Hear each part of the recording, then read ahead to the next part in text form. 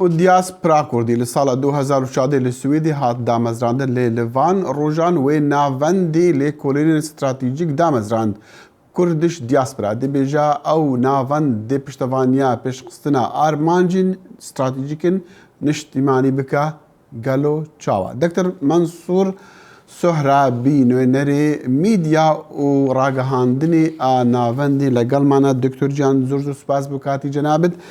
ئێوە دەڵێن کە ئامانجی ناوەندەکەتان ئەوەیە لە پشتیوانیکردن و پێشخستنەوەی ئامانجە استراتیجیەکانی نیشتیمانیە. چۆن ئەتکرێ پێمان بڵێ بەچی دەکرێت؟ ئێمە پێمان وایە کە کوردستانی ڕۆژهەڵات لەباری هزری و گوتاریەوە دووچاری کێشەیە و وەلا هێندێک بواردا ناڕوونە. پێویستی بەوە هەیە کە لێکۆڵینەوە بکرێ بەوەی کە تاچی کورد لە نێو کۆمەڵگادا بتوانێ بە هەستێکی باشی نەتەوایەتیەوە بەرەو ئامانجەکان بڕوات. جا ئەمە پێمان وایە کە ئەگەر ئێمە بتوانین ئەو دەرفەتە بڕەخسێنین کە کاری زانستی و لێکۆڵینەوە بکردرێ و ئێمە بتوانین بنەماهای هزری و مێژوویی و کولتۆری و زمانی و تئۆری سیاسی بخەینە بەرباز ڕەنگە بتوانین بەو ئامانجە بگەین. جا لەبەرەوە ئێمە ناوەندەمان دامەزراندووە. مەبەستان لێکۆڵینەوە لەسەر کوردستانی ڕۆژهەڵات یان لە کوردستانی ئێران یان هەموو لایەنەکان یان هەر پارچەکانی کوردستان؟ ئێمە بە تایبەتی لەسەر کوردستانی ڕۆژهەڵات و کوردستانی کە ئێستا لە جغرافیایەک بە نێوی ئێراندا هەیە کار دەکەین. باڵی باشە دکتۆر مەنسوور بەڕای جنابتان ئەبێ ئارمانجی ناوەندێکی لێکۆڵینەوەی کوردی یان تارگتی کە لە ئەوروپا دامەزراوە کامە بێ، ینی کوردەکانی کە لە وڵاتانە دادەنیشن خەڵکی وڵاتەکە یان حکوومەتەکانی ئەو وڵاتێن کە تیادان بە تایبەت ئێوە ناوەندەکەتان لە ئەوروپایە لە سوید دامەزراوە ئێوەش لە ئەڵمانیان نستا. ئێمە بەربڵاو کار دەکەین، یعنی کاری ئێمە دیارەکە لەسەر کوردستانی ڕۆژهەڵاتە وە کوردستانی ڕۆژهەڵات وە کۆمەلگای کوردستانی ڕۆژهەڵات وەک تارگێتی ئەسلی ئێمە وایە. یعنی ئێمە کارەکانمان بە سوورەتی تئۆری و پراکتیکی دەگوازینەوە بۆ نێوخۆی کوردستانی ڕۆژهەڵات. بەڵێ دکتۆر مەنسوور پێت وانییە کە ئەم ناوەندانەی کە ماوەی چەند ساڵێکە لە ئەوروپا لە وڵاتانی دیکە دادەمەزرێن، یعنی کاریگەریان کەمە، یعنی زۆر کاریگەر نین، یان من بە هەڵەدا چوو. من پەیوەندی بەوە هەیە کە تۆ چۆن کار بکەی و تارگێتی تۆ یا بڵین هەدەفی تۆ چۆ بێت.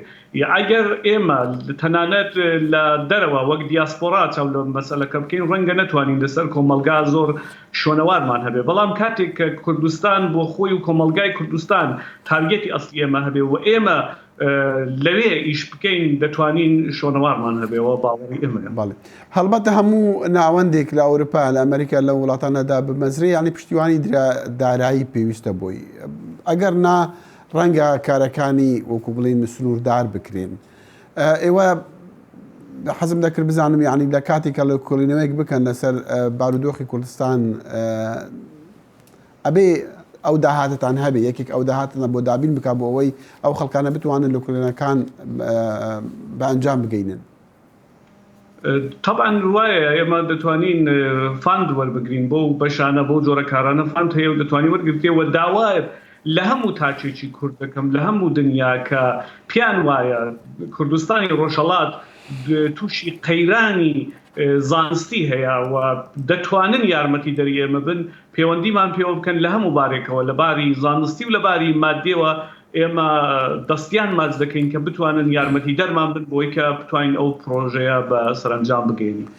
دکتۆر مەسوود باسی باری زانستی دەکەی، هەڵبەتە ناوەندێکی لە کۆڵینەوەی استراتیژیک ئەبێ پەیوەندی هەبێ بە زانگۆکان بە پەیمانگاکان بەو ناوەندانەی کە لە هەمان ینی هەمان شێوە کارەکەن. ئێوە لەوێ لە ئەوروپا تا چەندێک پەیوەندیتان لە دەستگاکانی ئەوروپیان زانکۆکانی ئەوروپیتانەیە و لەگەڵ وڵاتیشە؟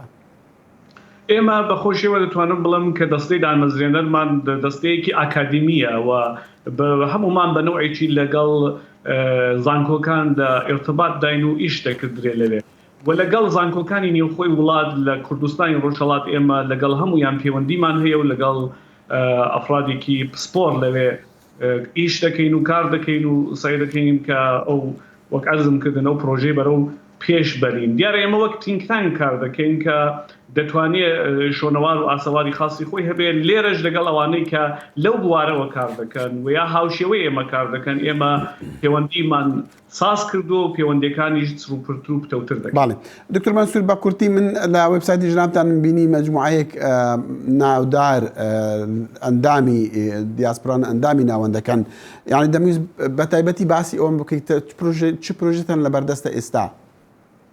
ئێمە لە هەموو بوارەکانی زانستیەوە کار دەکەین دەمان هەوێ شەبکەیەکی زانستی گەورە بۆ ڕۆژهەڵاتی کورد بۆ کوردستانی ڕۆژهەڵات دابمەزرێنین و هێستا ئێمە بخەریکین سێمینار بەڕێوە دەبین هەر ئەو شۆ ئێمە دیبیتمان هەیە کاک خالیدی خەیاتی ئەو دیبیتە لەگەڵ کاک مهدی تێهرانی بەڕێوە دەبا ماوەی چەند مانگێکی دیکە یەکەم ژمارەی بواری زانستی ئێمە دێتە دەرێ. زۆر سوپاس دکتۆر مەنسوور سۆهرابی نوێنەری میدیا و ڕاگەیاندن لە ناوەندی کوردی لە ئەڵمانی لەگەڵ مام و زۆر سوپاس.